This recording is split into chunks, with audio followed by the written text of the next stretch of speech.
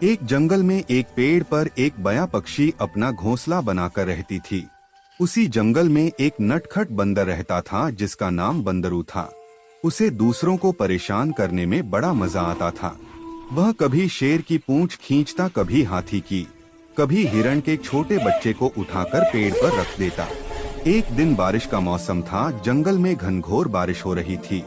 इसी बीच वह नटखट बंदर जिस पेड़ पर बया पक्षी का घोंसला था, उसी पेड़ पर बारिश से बचने के लिए शरण लेने आ गया।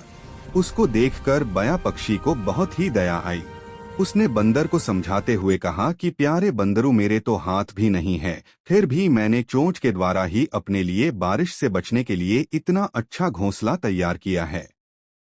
तुम्हारे तो हाथ है, फिर तुम क्यों बारिश में भीग रहे हो? तुम भी तो अपने लिए एक सुंदर सा घर बना सकते हो। इस पर बंदर ने कहा कि तुम अपने काम से काम रखो, मैं आजाद घूमने वाला बंदर हूँ, मैं किसी एक घर में नहीं रह सकता।